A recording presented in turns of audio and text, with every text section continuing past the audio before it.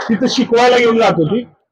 आणि ते काय होतं की जंगलाच्या बाहेर एक मोठं झाड असतं, वडाचं झाड असेल, त्या झाडावरती एक पोरगं होतं खुन्याचं पोरगं असतं की निरीक्षण करायचं की जंगलामध्ये कोण येताना दिसलं की ते मोराचा आवाज काढायचं. मोराचा आवाज काढला की आत काय सगळे शस्त्र वगैरे लपवून ठेवायची. त्यावेळी राज्य आपलं नव्हतं, हे कुणाला काय कळू नये म्हणून सगळं खटाटोप असायचं चाललेलं.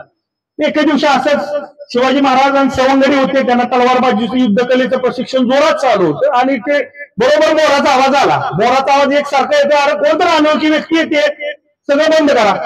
सगळं बंद केलं, ते खुन्याचं पोरगं झाडावर उतरलं आणि अनोळखी व्यक्ती जी जंगलामध्ये येताना येत होती त्याच्या जाऊन पुढे उभा राहिलं आणि त्याला विचारलं, अरे बाबा आत का निघालायस तू म्हणला माझं काम आहे. मग तुला जायचं पलीकडे जा. नाही मीच जाणार आहे. नाही तुला इकडे जाऊ शकत नाही, तू तिकडनं जा. मग ह्यांचा वाद चालू होता. मग ते पोरगं अनोळखी शेवटी होतं, खुन्याचं पोरगं, त्याला म्हणलं वैतागून म्हणलं, बरं खरं सांग मला, सोडतो तुला, काय करायचं आज? तू म्हणला मला छोट्या शिवराजांना भेटायचं आहे, असं सांग की मी गाठ घालून देतो, काय काम आहे? मी म्हणला त्याच नाही सांगणार. ते पोरगं आलं, छोटे शिवराजे होते तिथं, हे सगळं युद्ध केले, सगळी लहान पोरं आहेत. आणि त्यावेळेचे डाव काय पबजी बिबजी काय नव्हते ना, मोबाईल दिला, आपलं मम्मीने कॅन्डी क्रश पोरगं खेळत बसले, कुठतर लग्नाचा कार्यक्रम आहे. आता काय सगळ्याच्याच घरात ती अवस्था आहे, आता कुणाला नाव ठेवायची? आणि काय बिघडलं तर अन्न आहे दुरुस्तीला. ती कॅन्डी क्रश हे असं नाही नव्हतं, पहिली डाव होती मैदानी असायची आणि सगळं मैदानी खेळ चालवायचा कधी. मग आता हे युद्धकलेचं सोडून द्यायचं म्हणून ते मैदानी खेळ चालू झाले. मग ते पोरगा आले शिवराजांना म्हणू लागले की राज मला पण खेळायचं आहे तुमच्या बरोबर. राजे म्हणाली, आता सगळी छोटी छोटी पोरं खेळायला चालू करी, काय कबड्डी कोण खेळते, तुला काय खेळायचं खेळ जा. नाही राज, मी याच्या आधी काय चालू होतं त्या खेळात मला खेळायचं आहे. राजांनी जरा डोकं जरा केलं, मी ह्याला सगळं माहिती आहे. राज म्हणाले, तुला काय घ्यायचं खेळात सांग. तर ते पोरगं उठून उभा राहिलं, सांगू लागले, राज कुठल्या पण पक्षाचा आवाज काढतो, कुठल्याही प्राण्याचा आवाज काढतो आणि देशांतर तर असं करतो. राज तुम्ही मला ओळखायचं नाही सा. राजांना वाटलं व्यक्ती कामाचे, लगेच म्हणाले राजे ये मग आमच्या आत्तापासूनच खेळात ये. मग तो म्हणाला बरं चालतंय. परत काय झालं म्हणला, नाही राज उद्यापासून येतो, मला बाला सांगावा दिला पाहिजे, घरात सांगितलं पाहिजे. राजा म्हणे बरं चालतंय, उद्यापासून खेळात ये. ती व्यक्ती जायला निघाली, ती निघाली, राजाने सांगितलं उद्यापासून येतोय. काय झालं कोणास ठाऊक, गेलेली व्यक्ती परत माघारी आली. राजे गडबडीत. राजे म्हणे बोल, अरे तू गेलेलास ना? तू म्हणला हो जी, पण एक काम आठवलं. राजे म्हणजे बोल की काय काम आहे? राज एक सांगायचं होतं, जरा बाजूला या. राजांना बाजूला भेटलं, म्हणजे बोल की.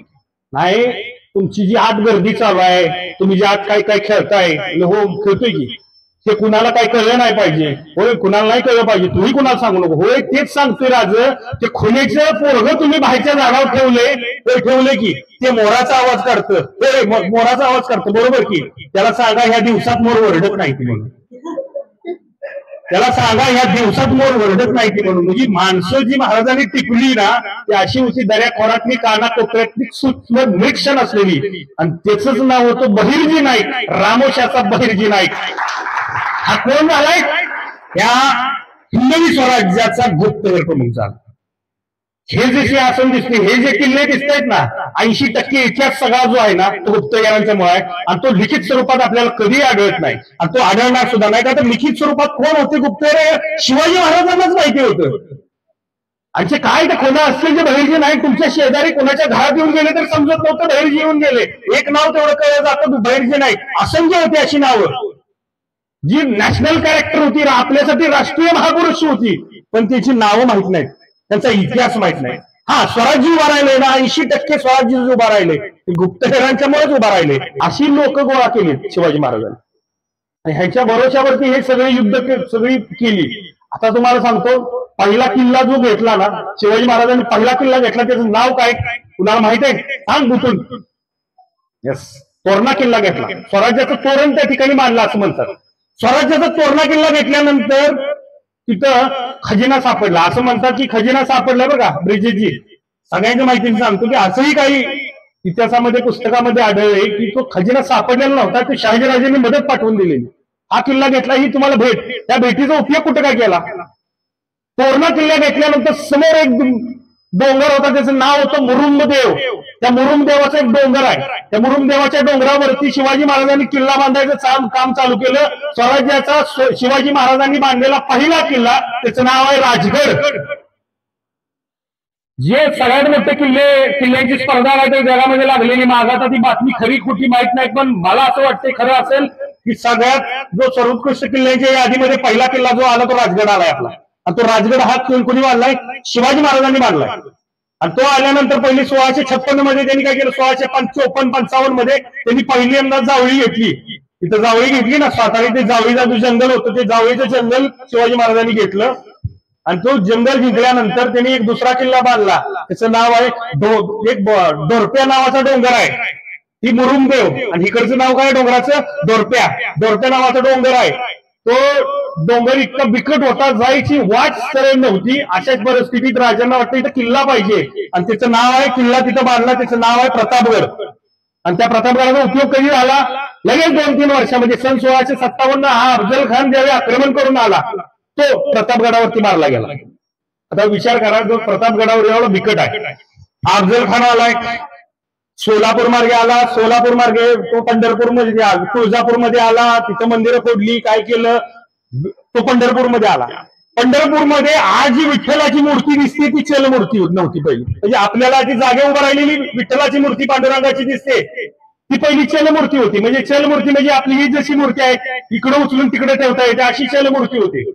आणि त्याच्यावरती आक्रमण करणार असं समजल्यानंतर या बडवाईंनी काय केलं, बडवे म्हणजे तिथले पुजारी, त्यांनी काय केलं, ती मूर्ती उचलली. पंढरपूरच्या पलीकडे एक गाव आहे, त्याचं नाव तुम्ही रेकॉर्डला टाकून बघा मॅपला, देगाव. देगाव नावाचं गाव आहे. त्या देगावमध्ये एक मोठी विहीर आहे. त्या विहिरीमध्ये चांगलं पाणी असायचं. त्या पाण्यामध्ये खाली एक जई होती, त्या जईच्या खाली एक मोठी देवळी होती. त्या देवळीमध्ये ती पंढरपुराची विठ्ठलाची मूर्ती ठेवली. अफजल खान चालून आल्यानंतर बघितलं मंदिरात मूर्तीच गायब. तो तिथून गेला. 400 वर्षात वडव्यांनी केलेलं एक आणि चांगलं काम, ते मग पंढरपूरची मूर्ती त्यांनी वाचवली. ती कुठं होती? देगाव मध्ये सापडली. ती चलमूर्ती होती. परत त्यानंतर ती फिक्स केली, आपण जातो दर्शन घेतो, ती त्या वर्षी हे केलं. त्या अफजल खानाला सांगितलं जातं, सोलापूरच्या कर्नाटकाच्या एक सीमेवरती एक मंदिर आहे, त्या मंदिरावरती एक दगड सापडलाय. त्या दगडावरती फारसी भाषेत दगडावरती कोरले बरं का, कातिले मर्त मर्रिदान काफरान सिकंदे बुनियादे बुतान अफजल खान अफजल खान. त्याचा फारसी भाषेतला अर्थ मराठी भाषेमध्ये असा आहे की कातिले मर्त मर्रिदान, ही काफरांची कत्ल करणारा, आणि सिकंदे बुनियादे बुतान, मूर्तींचे पाय जमिनीपासून उखडून टाकणारा देवदेवतांच्या, त्याचं नाव अफजल खान अफजल खान. हा भयानक अफजल खान.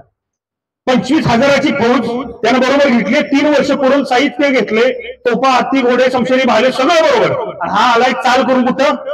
महाराष्ट्रावर. महाराष्ट्रावर तो आला, तो मलवडीत आला. परत असं करत रहिमतपूर नावाचं गाव आहे ना, त्याचं नाव आहे पहिलं कुंठ. काय नाव आहे? कुंठ. त्यानं नाव बदललंय, त्याचं नाव त्यानं रहिमतपूर ठेवलं. ते कुंठ्यामधनं येऊन परत तो गेलाय बावधनमध्ये. बावधन म्हणजे बावधनचं बगाड सगळ्यांना माहिती आहे, त्याचं पण नाव बदललेलं. त्याचं नाव होतं अफजलपूर. तर कालांतराने लोकांनी ते नाव कंटिन्यू केलं नाही, रहिमतपूर कंटिन्यू झालं. बावधनचं नाव होतं, त्यानं नाव केलं अफजलपूर. तो वाईचा सुभेदार आहे, मग वाईमध्ये दाखल झाला. आता हे शिवाजी महाराजांना म्हणतात, बरेच जण सांगतात की शिवाजी महाराजांना वाईमध्ये आल्यानंतर शिवाजी महाराज तिथं आले. नाही, शिवाजी महाराजांनी राजगडावरती होते. शिवाजी महाराजांना अफजल खानाला तिथेच आणायचा होता, पण शिवाजी राजे आधीच प्रतापगडावरती गेलेले. आणि शिवाजी राजे प्रतापगडावरती गेल्यानंतर हा अफजल खान तिथं गेलाय. मग तिथनं भेटणं वगैरे त्यांचं उठणं चालू होतं. बैठकीत तो पत्र पाठवत होता, म्हणजे जान तुला जर जगायचं असेल तर शरण ये, नाहीतर मारला जाशील, असं तसे पत्र पाठवत. शिवाजी महाराजांना माहिती होतं एवढ्या उघड्या मैदानावरती भेटणं म्हणजे एवढं सोपं नाही. 25,000ची फौज आहे. आपली कशी बशी जर गेली फौज तर झाली असती गोळा, पण रक्तपात भरपूर होणार, माणसं मरणार. आणि अफजल खान हा उघड्या मैदानावरती भेटून त्याच्यावर युद्धच करणं शक्य नाही. एवढ्या तोफा आहेत त्याकडं, युद्धाचं साहित्य आहे भरपूर. पण शिवाजी महाराजांनी युक्ती केलेली की त्याला काही जरी झालं तर प्रतापगडावरती आला पाहिजे. मग ती एक गोपीनाथ पंत गोखील नावाचे, त्या आपण सासवडच्या शेजारी हिवरे नावाचं गाव आहे, त्या हिवरे गावच्या ते पुजारी ब्राह्मण आहे. राजमाता जिजाऊंच्या अत्यंत विश्वासातले, त्यांच्यावरती जबाबदारी दिली वकील म्हणून. मग ते वकील आले, त्यांनी चालू केलं बैठका. म्हणजे आता कशा असतात बैठका मंत्रालयामध्ये, तशा त्या बैठका चालू झाल्या की काय करायचं कसं. मग तो अफजल खान गडावरती यायला तयार नव्हता, राजे त्याला भेटायला तयार नव्हते. पण बराच काळ निघून गेला. तो आलेला कधी चैत्र महिन्यात, चैत्र महिन्या म्हणजे मे महिना. त्यानंतर तो पावसाळा आला. आता पावसाळा त्याने तिथे बसून खाल्ला. पावसाळ्याचे 4 महिने नोव्हेंबर महिना उजाडला. आताच जो ऑक्टोबर हे दिवस उजाडले, तो ऐकायला तयार नव्हता. मग कसं तयार झालं. आता शिवाजी महाराज 5-6 महिने झाले भेटणार. आणि जर ते प्रतापगडावरती जायचा प्रयत्न जर त्याने केला तर राजे कोकणात उतरले असते, परत राजगडावरती आले. राजे त्याला भेटणे शक्य नव्हते हे त्याला माहिती होतं. शेवटी कसा बसा तो तयार झाला. आपण भेटूया मग. अशा परिस्थितीत अफजल खान हा वाट काढत रडतोंडीच्या घाटातून गेलाय भेटायला. मग कसा बसा वैतागलेला. त्याला वाटलं आता गडावरती भेट ठरली नव्हती. भेट होती पायथ्याला, जिथं अफजल खानाचा आता समाधी आहे तिथं. भेट पायथ्याला तयार केलेली, तिथं शामियाना तयार केलाय, सगळं सांगितलं. 10 नोव्हेंबर 1659 भेटीचा दिवस ठरलेला. आणि अफजल खानानं विचारलं आपल्याला आता जायचं आहे. मग तो भेटीसाठी गेला शामियान्यामध्ये. मग एक तर शिवाजी महाराज तिथं आधी उपस्थित पाहिजे. आपल्या घरी पाहुणे येणार आहेत म्हणजे आपण आधी घरात पाहिजे का? पाहुण्याने आधी यायचे, पोह्याची वाट बघायची. अजून पोहे झाले नाहीत का? मी परत येऊ का? पाहुणे घरला येणार आहेत म्हणजे तुम्ही आधी घरात पाहिजे ना. तसं नाही, शामियाना आधी तयार केलाय, अफजल खान तिथं आधी बसलाय, त्याला वेळ दिले, तू येऊन थांब तिथं. तो जाऊन बसला वाट बघत. अरे कधी येणार तिथं सांगा. तो विचारत होता आपल्या वकिलाला, कृष्णाचे भास्कर वकील आहेत, कब आएगा शिवाजी, कब आएगा शिवाजी. हे वैतागून गेल्यानंतर थोड्या दिवसांनी 12 वाजता शिवाजी महाराजांचं आगमन झालं. दुपारची 12ची वेळ म्हणजे डोक्यावरती सूर्य आल्यानंतर, म्हणजे आपण 12 वाजले होतो. 12च्या दरम्यान शिवाजी महाराजांचं आगमन झालं. शिवाजी महाराजांनी आत चिलकर घातलेलं, वर्ण सगळं कट्यार वगैरे. आता इतिहासामध्ये ह्या गोष्टी आहेत, आता व्याख्यानात सांगतो मी, सांगत नाही, पण आता ही जनरल आपल्याला गोष्ट आहे. सगळी लोक आपले बिचव्यानं मारले. वाघनखे नावाची शस्त्र जी सांगितली जातात, बऱ्याच आम्ही इतिहासामध्ये अभ्यास प्रयत्न केला. वाघनखानं तुम्ही एवढा मुद्दे फाडू शकत नाही. बिचवा लपवायचा आहे, बिचव्यानं त्यांना मारून परत त्यांना अफजल खानाला मारले असं सांगितलं जातं. इतिहासामध्ये नोंद आहे तशी. त्या मुलांना पण माहिती पाहिजे. पण म्हणतो वाघनखांनी इतिहास घडवला वगैरे, असं वाघनखांना मारू शकत नाही असं इतिहासामध्ये बऱ्याच ठिकाणी वाचलं मी. बिचवा त्यांचं म्हणजे लपवलेला इथं, तर बिचव्यानं मारलं. तो आल्यानंतर सांगितलं की आता शिवाजी महाराज यायला लागलेत. मग हा उठून उभा राहिला. आता शिवाजी महाराज इथे इतकी 8-10 महिने झाले मी तो वाट बघतोय, आणि तो क्षण आला आणि तो उठून उभा राहिला. दुपार असा 6-6.5 फूट उंचीचा अफजल खान उठून उभा राहिला. आणि बघितलं समोर तर देखणे रुबाबदार शिवाजीराजे हस्तकदम चालत येताना दिसते. समोर बघितलं तर शिवाजीराजे, आणि ओरडला आओ शिवाजीराजे. आणि गावा भेटीसाठी राजे आले. राजे खानाच्या मिठीत शिरले. बघता बघता गावा भेट झाली. भेटीने कूच बदलली, दाब वाढला, जोर वाढला, आणि तोच खानाची कट्यार राजांच्या डोक्यावरून अंगारका फटत दिसली. राजांना दगा जाणवला, निघाला विसवा, भूपासला पटत हा दगा म्हणून ओरडला. तेवढ्यात सय्यद बंडा तिकडून लावला. सय्यद बंडाला जेव्हा महाराजा उडवला. कृष्णाजी भास्कर अफजल खानाचे वकील शिवाजी महाराजांवरती वार करते झाले. राजे ओरडले, कृष्णाजी भास्करला उडवला, आणि पळणाऱ्या खानाचं मुंडकं संभाजी काऊजीने छटलं आणि फतेह झाली. खान तिथं पडला प्रतापगडावरती, आणि प्रतापगडावरती आपला भगवा हा डोमाने फडकू लागला.